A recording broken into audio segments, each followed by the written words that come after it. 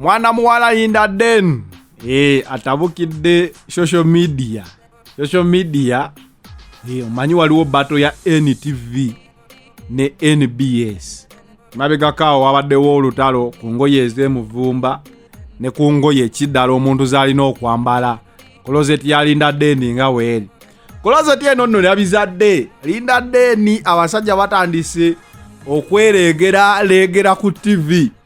wabaddewo guest appearance ya Fun Factory bana balenzi abo bakyaddeko ku NTV Linda Den n'acyankalanya embeera abasajja ne bapika pipe nezepika ka video nkakuteredde yawo kalaba mwana mulenzi yapise pipe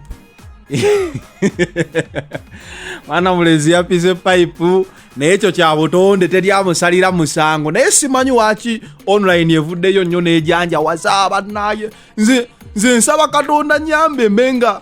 simanyi kubanga ono omusajja kiraga mbu ye teyeetaaga ebyo bikalaso bisenga kulannama byani abyo black seed tabyetaaga aliko original omwana mulenzi apikirawo walaba omulimu aba ayagala gukolerawo omulimu n'ekyo kigwe adde ku mulimu omulala kati nno Linda Den wano ng'avaayo mwana mulenzi oyo ali mu kasaaka awo simanyi mu Fun Factory mbadde sinnamutegeera nnyo naye nja kumunoonyako mubuuze ddala bino bye bakubye ndi zipu zeereeze emisuwa gyereeze katoya bikire ku TV banammwe munywa nnyo ebintuntu tobanga wanywedde amajaani bannaye abasajja ennaku zino waliwo energy boosters nyingi nnyo tofaganywa buli kintu ojja kulaba omusajja obinga otambula abaana b'e Kampala banyirira mujjukira mu lockdown wano abaana baali bakola road work ng'ovuga emmotoka n'obula okutomera pavement mpoja okutuna gy'olaga otunulira pavement naye Museveni lockdown eno wagoba ebyana ku luguudo twali tugumidde ebintu byonna naye ebyana ku luguudo wandibirese naye ndowooza mulabye ensonga lwaki yalina obbiwera olaba omuntu yeepikira ku TV owali ebitaala olwo ng'akusanze ku kkubo naye obuzibu bwonna buva ku bintu bye munywa eby'enjawulo mukendeeze si buli energy booster buli energy drink nti nywa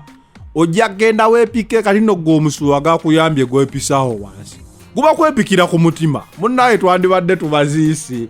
kati tetwagala kutuuka ku kiseeryo mukendeeze ku energy drinks ze munywa naye nammwe abaana bala mwambaleko naye na mwambadde bulungi nze nnyumirwa nnyo abantu abambala bwe batyo njagala nnyo Shiba njagala nnyo Masake ennyambala eyo ya Linda Den ndowooza olaba style ddala ng'olina kyolagawo naye ogenda nolaba akatiko ekibiriti nga nako temutulaga bugumba